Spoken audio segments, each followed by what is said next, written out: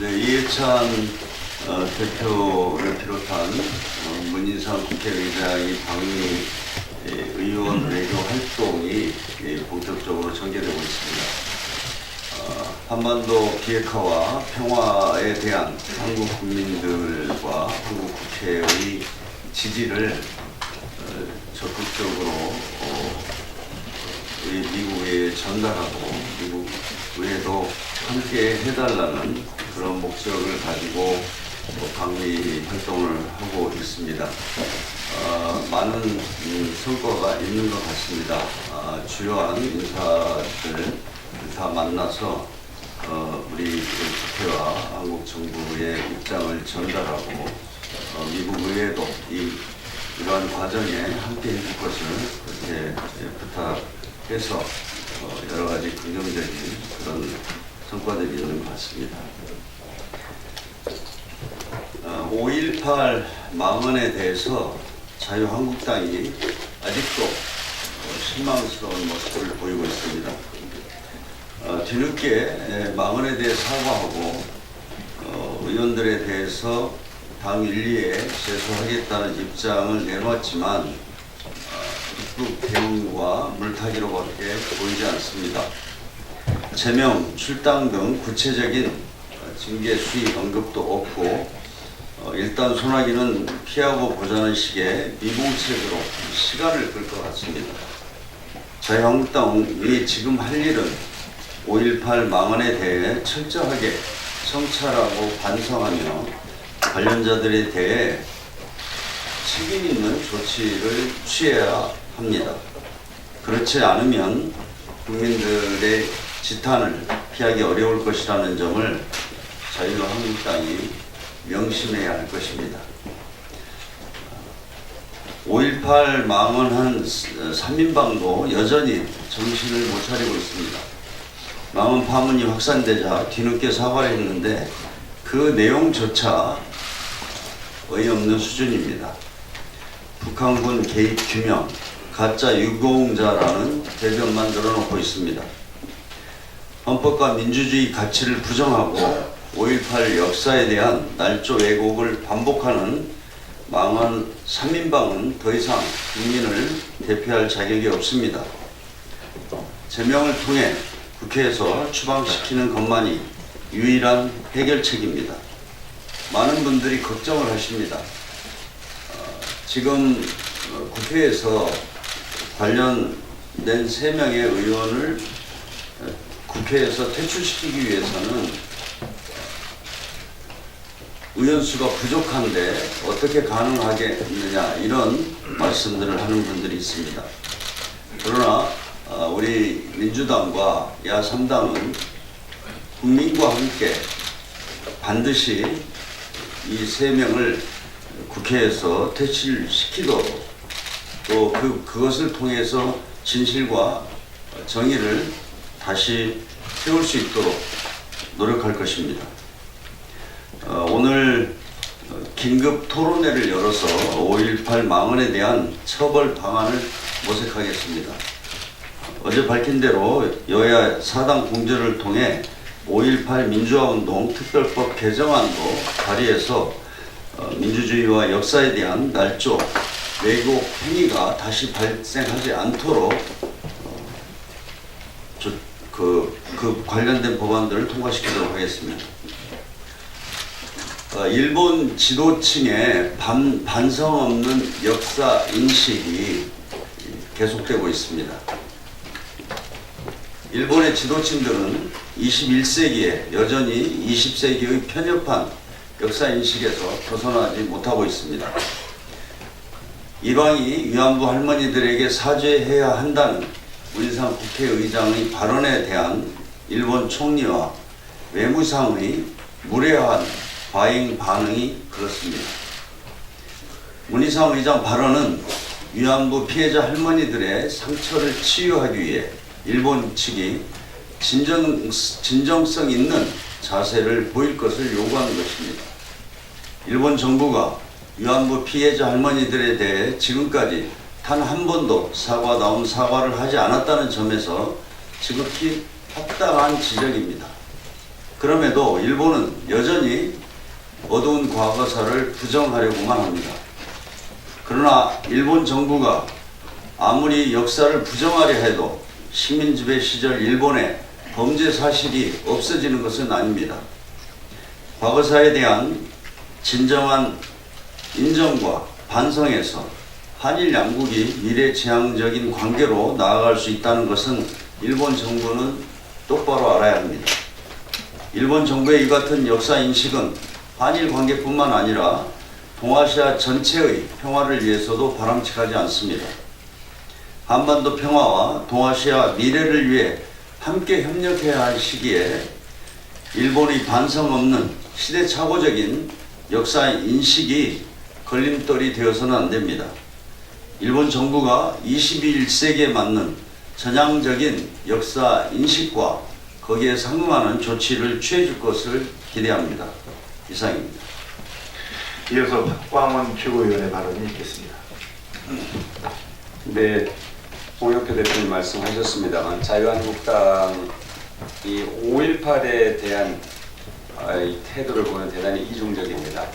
국민들의 질타가 무섭게 있고 나서 사과하는 듯한 그런 발언을 했습니다만 여전히 그 진정성을 국민들께서 그대로 받아들이지는 않는 것 같습니다.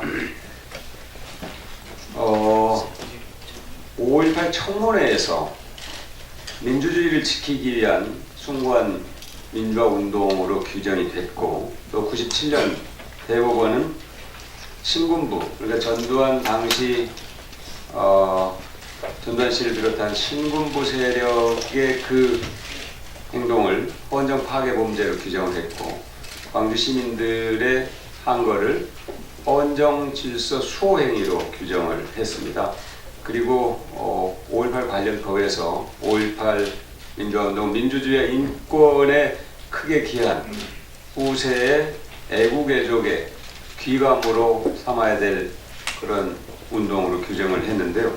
이 역사적 사실 또 그런 가치를 부정하는 것은 정말로 자유한국당이 퇴행한 거꾸로 가는 유럽의 구구정당의 길로 가고 있는 것이 아닌가 하는 그런 생각이 들 정도입니다.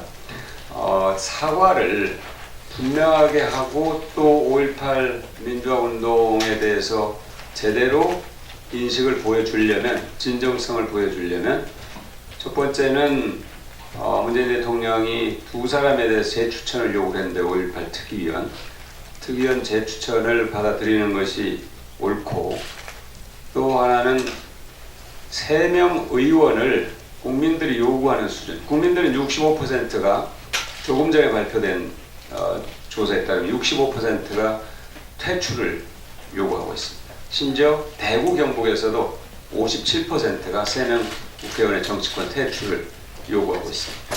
이것을 하루빨리 구체화해서 실현시키는 것이 필요하고요.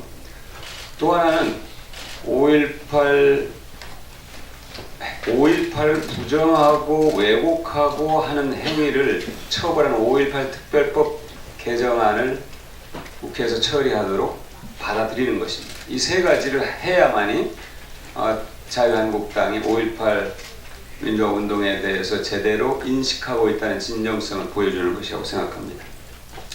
어저께 허위조작특별대책위원회, 우리 당 허위조작 정보대책특별위원회에서 12개 유튜브 채널에서 생성, 유통되고 있는 64개 허위조작 정보를 방송통신심의위원회, 통신심의를 요청했습니다.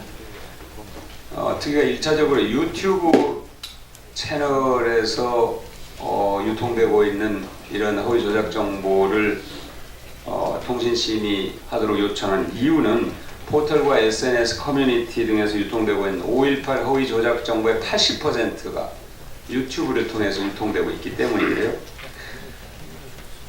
최종적으로 자유한국당 대표 후보로 3분이 등록을 했습니다만 그 전에 출마를 저울질했던 8분이 모두 이런 극우 유튜브 채널에 출연해서 자신들의 어떤 입장을 얘기를 했는데 그 콘텐츠 제작에 참여를 했는데 명확하게 이 세 분, 최종적으로 등록한 세 분뿐만 아니라 8분이 5.18 민주화운동에 대한 입장을 거듭 밝힐 것을 다시 한번 촉구를 합니다. 국제 투명성 기구에 따르면 작년에 우리나라의 부패 지수가 전년보다 그 전에보다 6계단 상승한 45위로 나타났습니다. 역대 가장 높은 지수인데요. 그러나 문재인 대통령이 국무회에서 지적한 것처럼 국제사회에서 아직도 낮은 수준이고 OECD 수준까지는 우리가 가야 된다 하는 점을 다시 강조해서 말씀을 드리겠습니다.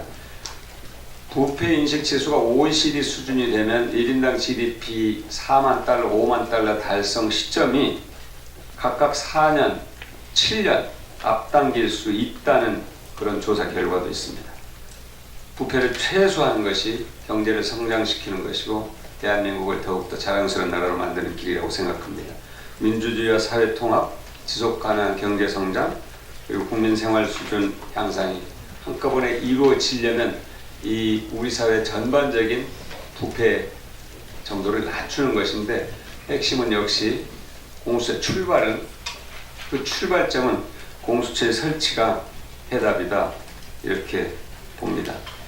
공수처 신설에 대한 국민 청원이 30만 명을 넘어섰고 또 국민들은 사실 이 문제가 20년 전부터 우리 사회에서 공론화가 됐던 문제인데 아직도 실현이 안 되고 있는 것에 대해서 국민들은 매우 답답해하고 있습니다. 그리고 공수처를 꼭 설치하라는 국민들의 요구가 70% 이상입니다.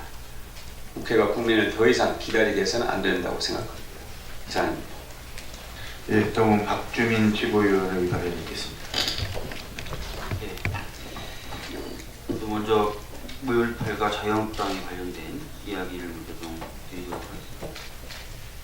그러니까 원내 대표님께서도 말씀하셨지만 여론에 밀려서 자유한국당이 사과하는 듯한 모습을 보였지만 이정명 의원의 경우에는 5.18에 북한군이 개입했는지 검증해야 된다라는 취지로 발언을 계속 이어가고 있고 김진태 의원의 경우에도 5.18 유공자의 명단을 공개해야 된다라는 취지로 발언을 계속 하고 있는 것으로 보도되고 있습니다. 그렇다면 자유한국당의 현재 모습은 국민께 사과하는 것이 아니라 국민을 상대로 사기를 치고 있는 것 아닌가라는 생각이 듭니다.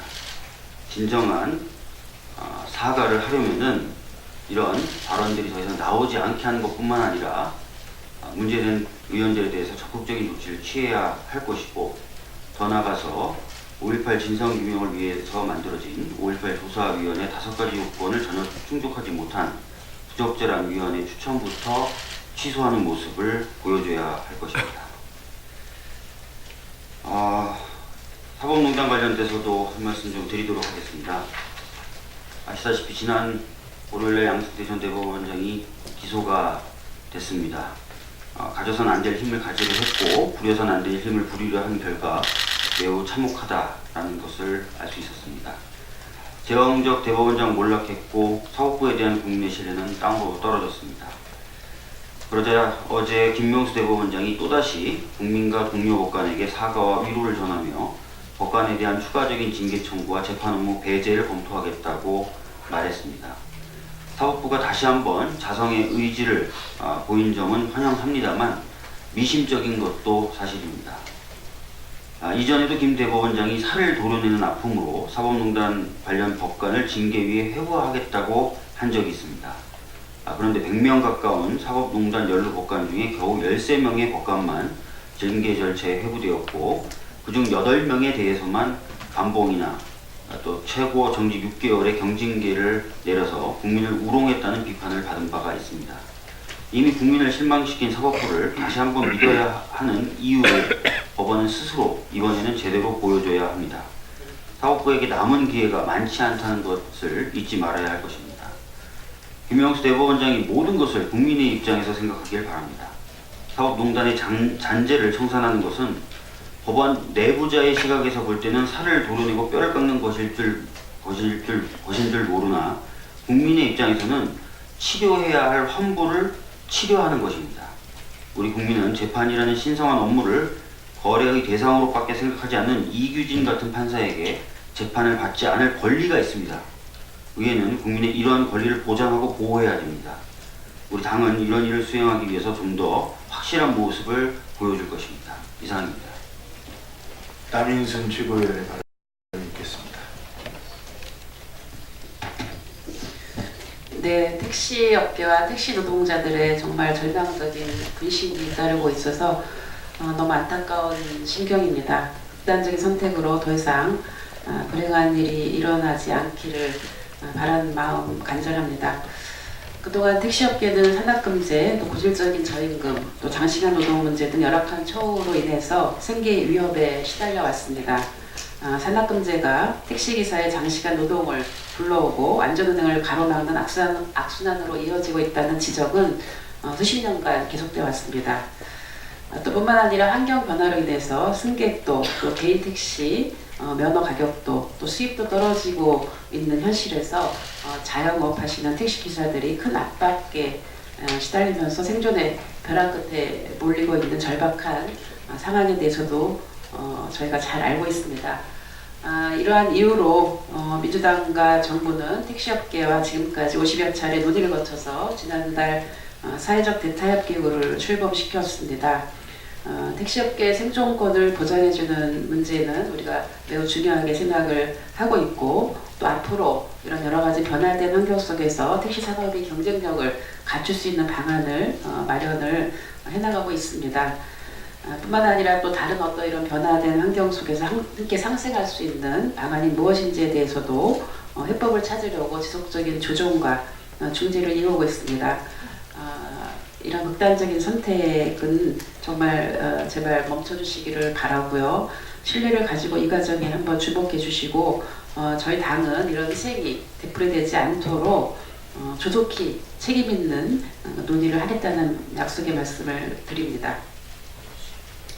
한 가지 더 말씀드리겠습니다. 어제 정부가 2019년부터 2023년까지 추진할 제2차 사회보장 기본계획을 발표를 했습니다. 2023년까지 총 232조 원을 투입해서 고용과 교육, 소득, 건강, 사회서비스 분야에서 포용적 사회보장 체제를 구축해서 국민의 삶의 질 수준을 OECD 28위에서 2023년 21로 끌어올리겠다는 목표를 제시하였습니다.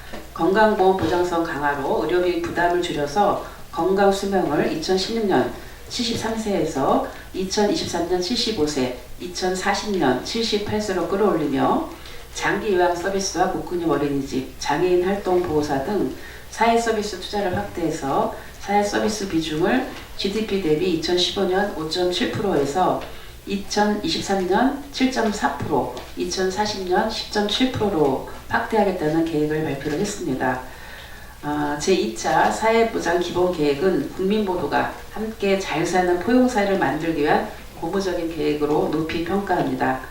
국간에서 인신난자는 말이 있듯이 안정적 재적 확보가 필수적이며 사회보장 기본계획을 중장기 국가재정계획에 충실히 반영해서 내실 있게 추진될 수 있도록 더불어민주당은 뒷받침하도록 하겠습니다. 이상입니다.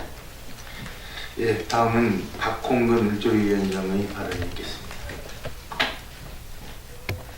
네, 박홍근입니다. 어제 을지로위원회는 전국 가맹점주협의회와 함께 김상조 공정거래위원장을 모시고 가맹점주 피해 사례 발표와 현안 간담회를 가졌습니다.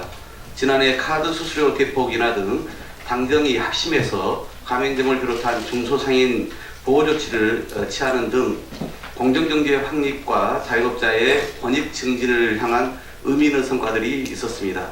그러나 아직 풀어야 할 숙제가 많이 남아 있습니다. 어제 간담회에서 나온 편의점, 치킨, 화장품 업종의 사례만 보더라도 법에 보장된 가맹점주 단체 결성을 방해하려고 10년 이상 계약갱신 시 일방적인 계약 해지, 가맹본부의 비판적인 가맹점주에 대한 보복 조치를 취하고 또 점주의 의사와 무관하게 광고 판촉 행위 비용을 떠넘기는 관행 등 현장에서 여전히 남발되는 대표적인 갑질 행태를 절절하게 토해내셨습니다.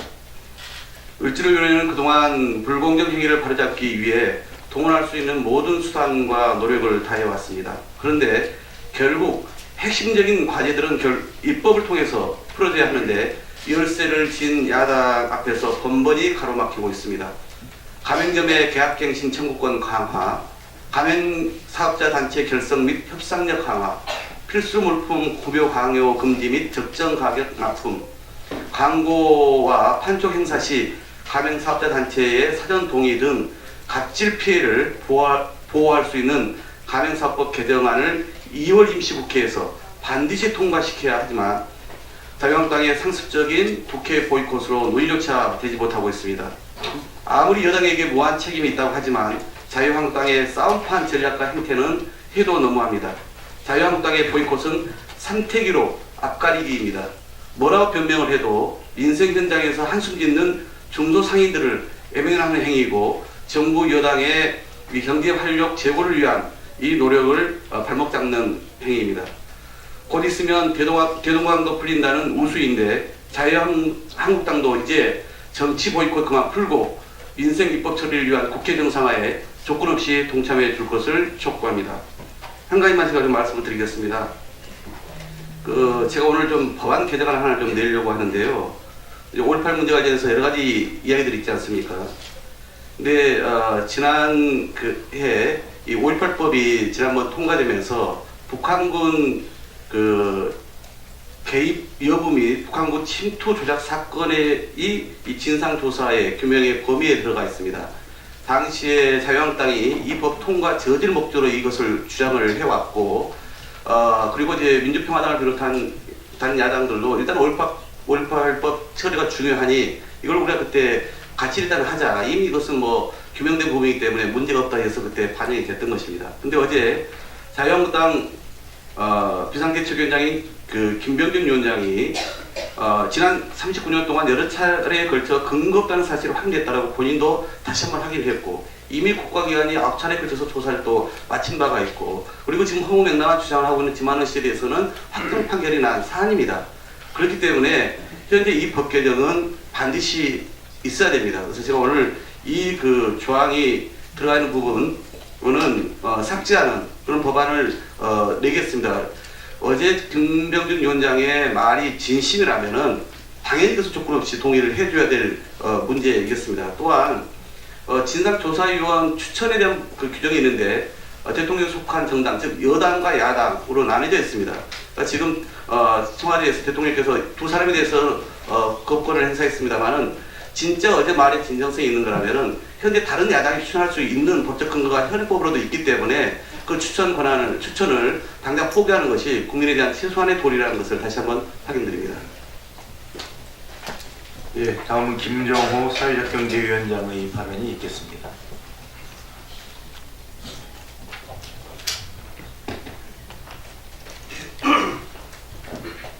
그동안 지역 조직을 정비해온 사회적경제위원회가 곧 출범식을 갖고 본격적인 활동에 나설 예정입니다. 2월 25일 원회관 대회의실에서 출범식을 하는데요.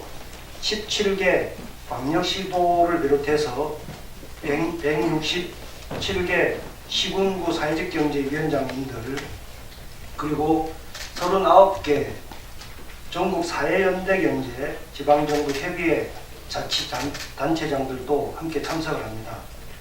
이번 3기 사회적경제위원회 출범이 이전과 다른 점은 전국위원회로 격상되어 지역위원회를 기반으로 새 출발을 하고자 합니다.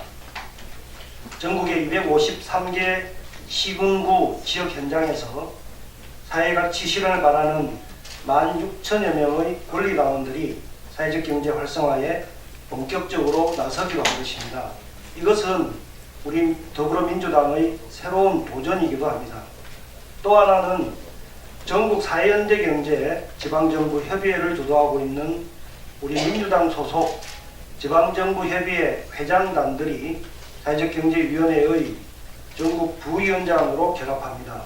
이것은 지금까지 중앙정부 차원의 사회적경제 활성화를 위한 당정청 협의체를 이미 운영을 하고 있는데, 올해부터는 39개 지방정부 차원에서도 사회적 경제 관련 당정 협치를 본격화할 수 있는 기틀을 우리 당이 마련하게 되는 것입니다.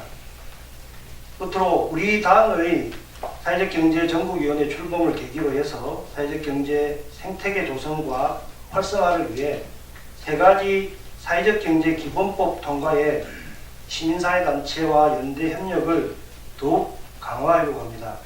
최우선적으로 사회적 경제 기업에 대한 사항을 종합적으로 규정한 사회적 경제 기본법 통과에 최선의 노력을 다하고 공공부문의 사회적 경제 기업 제품 구매 촉진과 판로 지원에 관한 특별법, 나아가 공공기관의 사회가치 실현에 관한 기본법 통과에도 최선을 다할 것입니다. 지금까지 자유한국당에서 사회가치 기본법 3법에 대한 통과를 굳고 반대하고 있는데 적극적인 협조와 이 법이 통과되어서 우리 사회적 경제 활성화에 기여할 수 있도록 촉구합니다. 이상입니다. 예, 다음은 김두관 참 좋은 지방정부위원회 상임위원장 발표하겠습니다. 국가균행발전과 관련해서 한 말씀 드리고자 합니다. 어제 송재호 국가균행발전위원장 회비 타당성 조사 면제와 관련한 안타까운 호소가 있었습니다. 문재인 정부의 국가균행발전 프로젝트는 4대강 사업과 같은 개발을 위한 개발, 중앙정부 일방의 소시 사업을 하자는 것이 아닙니다. 지역의 산업과 경제 활력을 불어넣고 국민의 삶의질을 높이기 위한 미룰 수 없는 과제를 추진하자는 것입니다. 지역에서 간절히 원해왔던 수건 사업을 해결하자는 것입니다. 사람이 없는 곳에다 대고 수익이 나와야 한다는 것은 그야말로 어불성설입니다. 사람이 없고 돈이 없는 곳에 사람이 몰리고 돈이 돌게 하는 것이 국가의 책무입니다. 지금 필요한 것은 국가균행발전 프로젝트를 신속하게 추진하는 것입니다. 이를 위해 국회를 열고 힘을 모아야 합니다. 지역에 힘을 줄 수 있는 지방 이양 일괄법과 민생경제를 위한 법안 처리에 나서야 합니다. 지방자치법 전부 개정안 처리를 위해서도 힘을 모아야 합니다. 하루속히 자유한국당 리얼국회를 여는데 협조하기를 바랍니다. 참 좋은 지방정부위원회에서는 오는 2월 18일 경남에서부터 전국을 순회하는 예산정책 협의 일정을 시작합니다. 김경수 도지사 구속은 심각한 도전 공백을 야기할 것이며 산업위기 지역인 경남의 경제를 더욱 어렵게 만들 것이기에 당 차원에서 적극적으로 대처하고 챙겨나가기 위해서 첫 지역으로 경남을 택했습니다. 지금 이 순간에도 지역과 현장은 힘들어하고 있는 만큼 보다 빠른 예산정책 협의를 통해 지역을 살리고 경제를 살리는 일에 최선을 다할 것입니다. 5.18 망언과 관련해서도 한 말씀 보태겠습니다. 자유한국당 전당대회가 당대표 최고위 모두 컷오프 없이 처리하게 되었습니다. 전대는 컷오프 없이 치룰 수 있을지 몰라도 한국당이 공당으로서 반드시 컷오프해야 하는 것이 있습니다. 그것은 바로 망국적 역사인식과 망언입니다. 그렇지 않으면 한국당 자체가 국민으로부터 컷오프 당할 것임을 엄중히 경고합니다. 이상입니다. 예, 이제부터 회의를 비공개로 진행하겠습니다. 언론인 장경태 청년위원장님 발언하십시오. 네. 여야 사당 청년위원회와 함께 5.18 망언 관련자에 대해서 강력하고 즉각적인 징계를 요구하겠습니다. 80년 5월 한 소년은 확성기를 들고 트럭에 올랐습니다. 광주를 지켜주십시오. 우리 이웃들을 살려주십시오. 그 외침은 훗날 대한민국 민주주의의 토대를 일궈냈습니다. 5월의 청년들은 소중한 영혼을 불태우고 피를 흘리며 진실을 위한 양심과 위대한 민주정신을 지켜내었습니다. 이미 역사적 법적 결론이 끝났음에도 북한군 운운하며 숭고한 희생을 폄하하고 왜곡한 자유한국당의 행태에 분노합니다. 김진태, 김순례, 이종명, 자유한국당 국회의원뿐만 아니라 이들에게 옹호하고 있는 태도를 취하고 있는 자유한국당 지도부도 똑같은 원죄를 짓고 있습니다. 황교안, 오세훈 대표 후보도 이들에 대한 징계를 약속하시길 바랍니다. 국민께 사죄드리고 제명 사퇴 등의 강력한 조치를 취하는 것이 역사와 국민에 대한 도리입니다. 이미 많은 청년은 각종 커뮤니티에서 역사를 되돌리는 세력에게 등을 돌리고 있습니다. 심지어 자유한국당 청년마저 미안하다, 부끄럽다는 식의 반응이었습니다.